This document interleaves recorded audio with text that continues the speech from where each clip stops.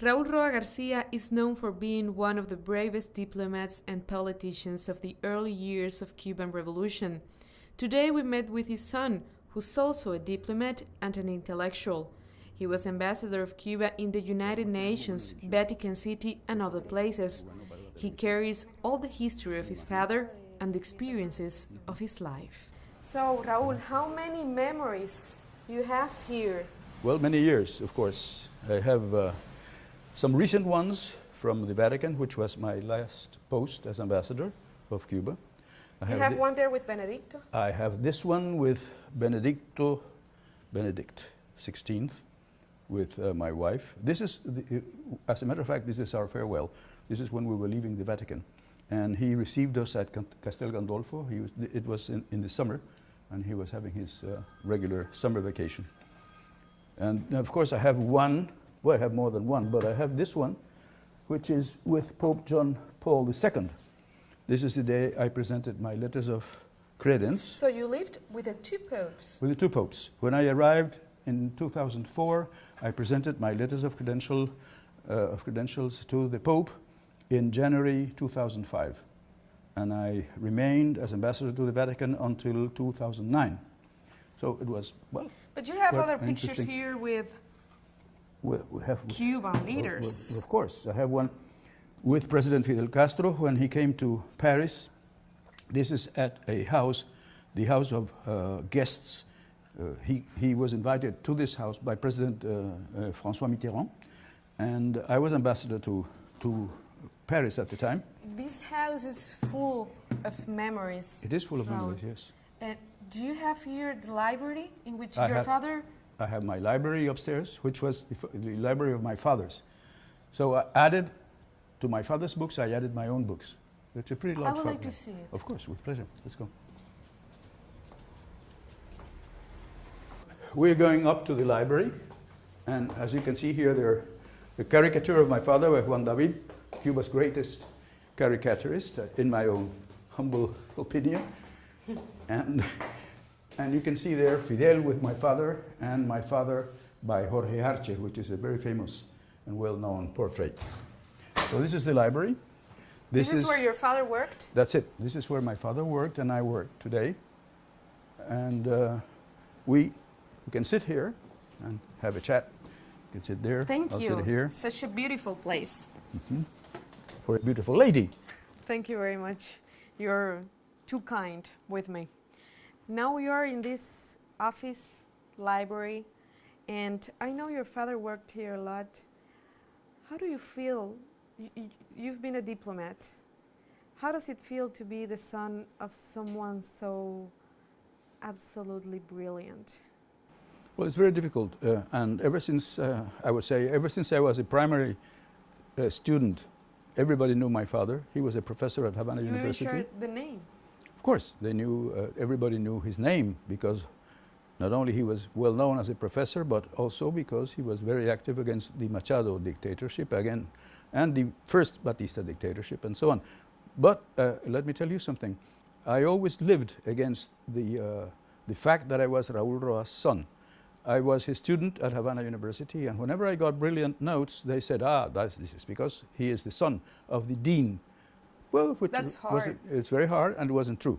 Then again, I became a diplomat. I became a diplomat not because I wanted to be a diplomat, but because Carlos Lechuga, my friend, asked Comrade Fidel Castro to appoint me as his second in command in the Chilean embassy in 1959. And then again, I was... You couldn't say no. I couldn't say no, because Lechuga was my friend and I wanted to help him. And he was no diplomat, nor was I.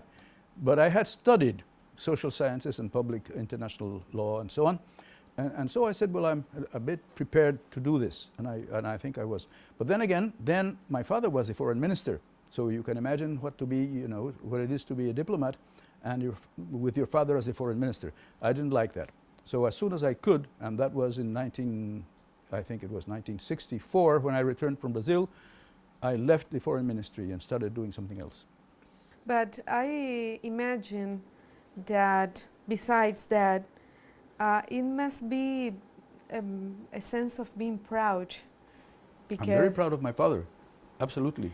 There are a lot of funny stories about Raul Roa. Yes, there are many. I mean, my Wh father. Why is he remembered as a funny guy?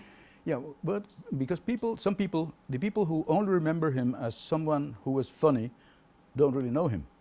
My father was a very serious man, a very serious intellectual, and a very serious writer. But on the other hand, he had a Cuban sense of humor and a very criollo sense of humor. And that was, you see, also important because he said things which the people in Cuba loved, because he said things that they understood very well, not with high words, not with high-sounding words, you know, as an intellectual, but as someone who belonged to the Cuban people. What history do you remember that it was, I don't know, one of the most famous ones? No, well, I remember one, for example, we were in the Soviet Union with Osvaldo Ortigoz, who was then president of Cuba in 1961, and we were flying from Leningrad to Moscow, and there was a Soviet leader flying with us. And so suddenly the lights, fasten your seatbelt, came on, and my father, who was sitting down, this was a special plane, my father was sitting down next to Dorticos and in front of the Soviet leader, and he was playing with some breadcrumbs. And so he took a breadcrumb and threw it to the front of the Soviet leader, who woke up, of course, dazzled, and my father said, "Hey, look." And he looked, turned around, and he said, "Ah, spasiba, tavarish Roa." He's remembered, no doubt, as a funny guy, but also like the Chancellor of Dignity, or Dignity Chancellor in Cuba. Why? This comes from the 6th and 7th meetings in Costa Rica. The OAS, Organization of American States, had two ministerial meetings in Costa Rica. One which was supposed to condemn Trujillo, the other one was Americans, the US wanted to condemn the Cuban Revolution. This wasn't exactly what happened, but things happened there. And my father left this forum saying, Cuba leaves this forum, and with Cuba leave all the Latin American peoples. And a Costa Rican journalist, mind you, a Costa Rican journalist said, "You are el canciller de la dignidad de los pueblos de América Latina." You are the chancellor of dignity of the Latin American people. And this, of course, was published in Cuba, and the Cuban people adopted it. So it's a title corresponding to the people.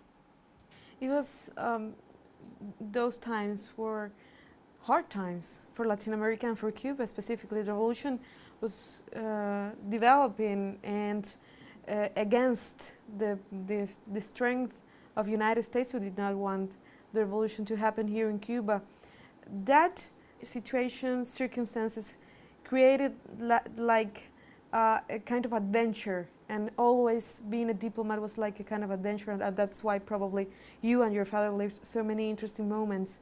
But in what way do you think the ability of your father framed the political affairs, international affairs of Cuba? Well, let me say, first of all, that my father, being a very cultured man and knowing Latin American history very well, and history as such very well, was also very well known as an intellectual and as a writer in Latin America before the revolution. So when in 1959 he became the foreign minister of the Cuban Revolution, immediately he was recognized by many intellectuals and many progressive leaders of Latin America as a genuine representative of the Cuban Revolution. This, of course, gave authority to his tenure as Minister of Foreign Affairs. On the other hand, he knew Fidel's thought very well, and I think he was a very good interpreter of Fidel's thoughts.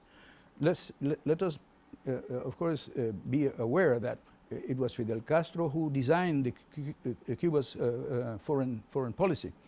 And my father was the... Which was completely different from the one before. Absolutely different from the one before, because for the first time, Cuba was an independent sovereign nation, and we did not follow the steps of the State Department, which all the rest of the Latin American countries at the time had to follow in the United Nations and elsewhere. We broke that tradition or pattern, if you wish, because Cuba really became independent. Very interesting. And you've lived not only as the son of Raul Roa, but you've had your own career and your own work, and one of it, you've done a lot of things, but I would like to talk a little bit about your time in the Vatican City, in the Holy See, as the Cuban ambassador there. How were, in that time, 2004 and 2009, that period, how were the relations between the two, the Vatican City and Havana government? I never expected to become ambassador to the Vatican. It was never in my, as a matter of fact, in my expectations to become to be a diplomat was not either. No, that's true. But on the other hand, you see, I felt very much more comfortable at the United Nations or UNESCO or other bilateral situations than in the Vatican. Because first of all, I was not raised as a Catholic. I am not a religious man. I am not a believer. And therefore, you know, that was a problem in the sense that I didn't really know the facts that matter in the Holy See. See, the Holy See, the Vatican State is a dual state. It is the Vatican State, which is a state like any other state, but it is also the Holy See, which is the head of the Catholic Church.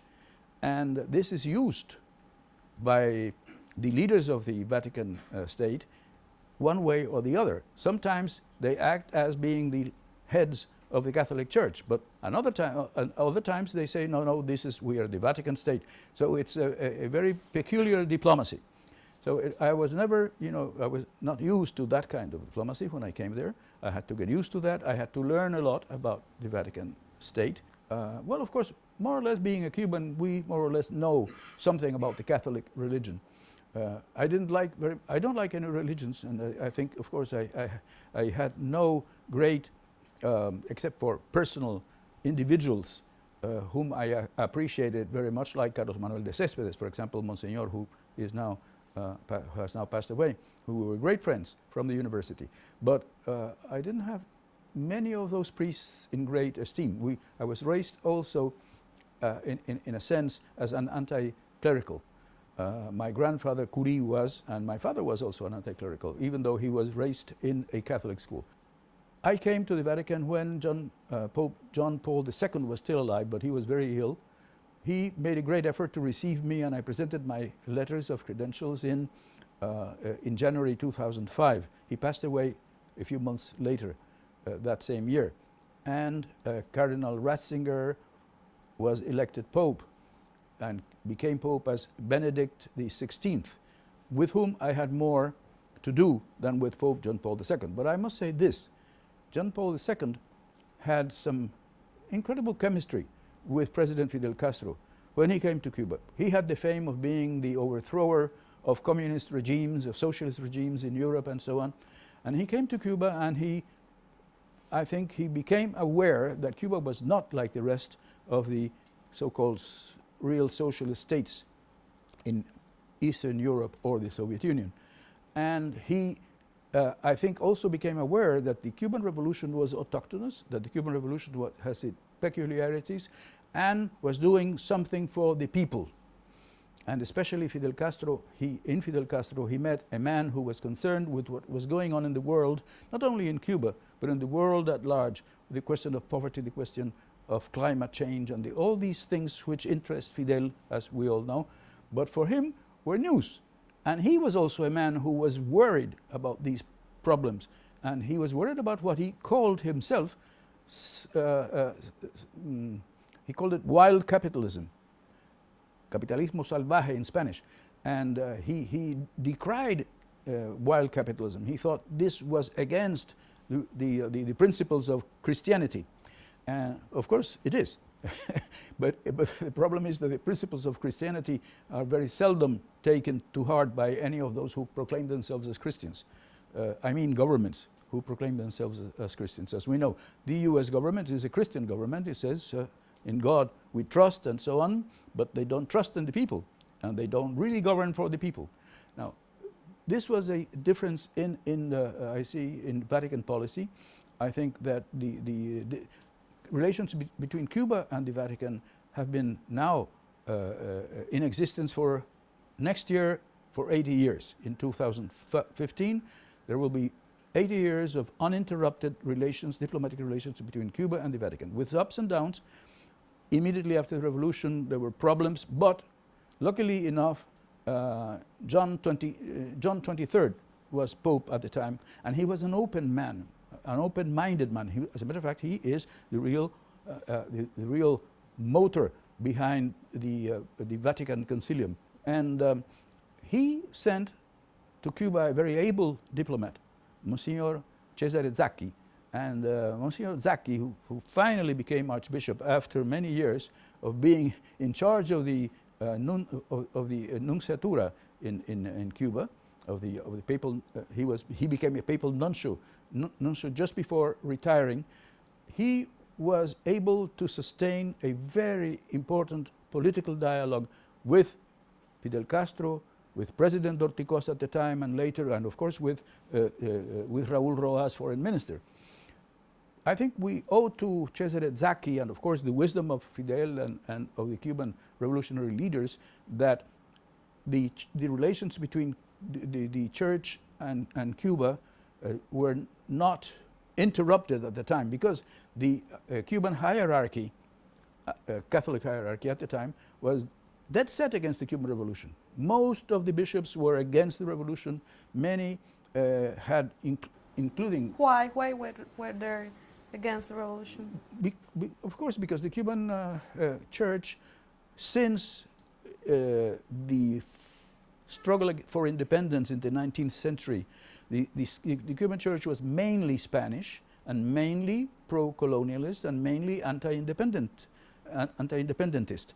Therefore, if you remember that in 1959 most of the Cuban clergy was Spanish and Franquistas, you can understand that they were not for the revolution. There were, of course, Cuban priests who were in favor of this change, because they thought this was a necessary change in a country which was used to robbery and killing and torture, and so this was a big change. And many of the Cuban clergy, who were Cubans, they thought this was important. These ups and downs repeated themselves in history, and when I was ambassador to the Holy See, I think things started to change, especially after the visit of John Paul II to Cuba, and then the visit of of Pope Benedict XVI. Why do you think they both came here, even though there are other Catholic countries in the region? Well, John Paul II was interested in coming to Cuba because, of course, he was convinced, or he was not convinced, that there could be such a thing as a good socialist regime. And of course, he also came to see whether this could be changed in any way by his presence. But he also came because he was interested in what Fidel Castro was saying about the rest of the problems for the world. And so I think that is the reason why he decided to come. About Pope Benedict XVI, I think mostly that some of his aides, some of his closest aides at the time, and I would say especially the Cardinal who was head of the Secretariat of State, who was Secretary of State, who had come to Cuba as Archbishop, he was interested in what was going on in Cuba, and he thought that that the Pope should come and see for himself. And I think the Pope really enjoyed his visit to our country. When he came, I was no longer ambassador to the Vatican. I was a spectator in Cuba. But I spoke to some of my friends in the Vatican at the time, and they said that the Pope had been very much impressed by his visit to Cuba. And one thing is, you see, I made some friends within... I imagine. Yes. 5 years. 5 years. I made some friends because I was interested in really knowing what was going on, and of course in cooperating as much as I could to the improvement and the stabilization of relations between the Church in Cuba and the Holy See, which are intertwined. And this is what makes the Vatican diplomacy so different from other diplomacies in the world. What do you think about how, after the changes that we've been seeing in Latin America, with more, with governments with policies more to the left, and distributing resources in a different way than before, and again against neoliberalism. What do you think about how diplomacy is playing its role? Is it more powerful than before? Well, I think diplomacy has changed a lot in Latin America because it was a subordinate diplomacy until the 50s and later, and even after the 50s, during the 60s and the 70s, when all these dictatorships were installed in Latin America by the CIA and the US government. And at that time, there was no real diplomacy in Latin America. There were good diplomatic corps, like the Brazilian diplomats, who were, of course, professionally trained and were good diplomats, but they did not have an independent policy, not independent from the United States. That's what I mean.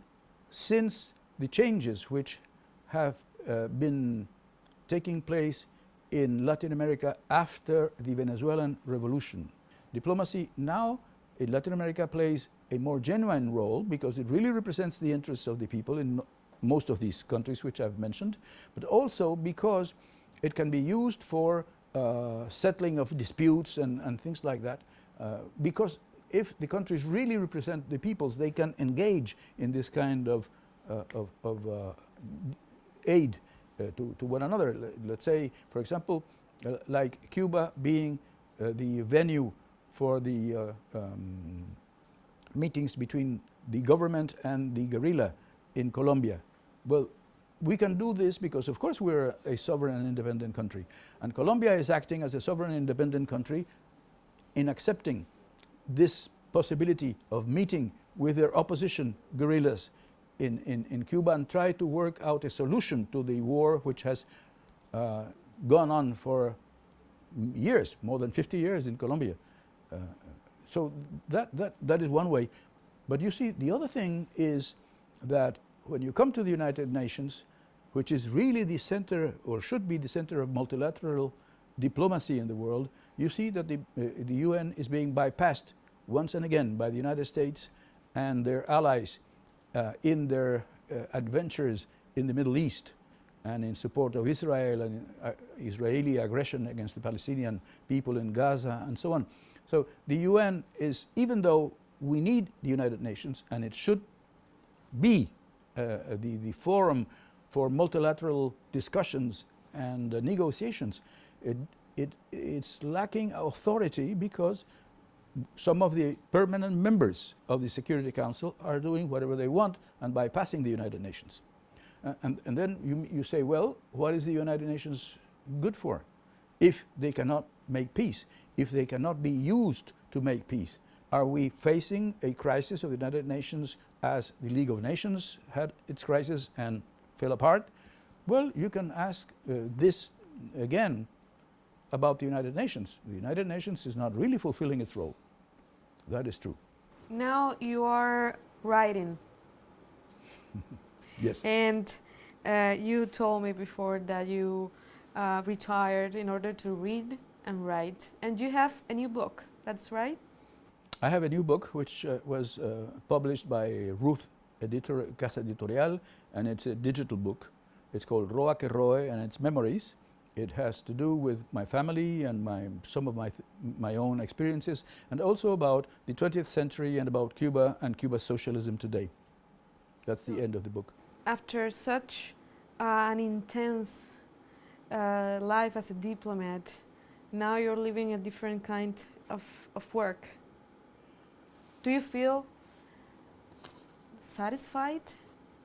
I am satisfied because I am doing now something which I wanted to do always, which is at least leave my experiences in black and white, not the Scotch anyway, but so and I think they could be useful for young diplomats. Do you consider a mission to write in order to not let the history go away? Well, I think it is important to write, to write what you know about a period of history you have lived, and it is, to actually more when it is such an important period. It is a very important period. The 20th century is a century, fascinating century, but a century, tremendous century with so many things happening, And well, I lived part of the 20th century, and I lived one of the very important things of the 20th century, which is the Cuban Revolution, since the inception. So I would like to leave my points of view and what I lived and what I saw by myself written for the next generations. Thank you very much for that. You're quite welcome. Thank you for your interview.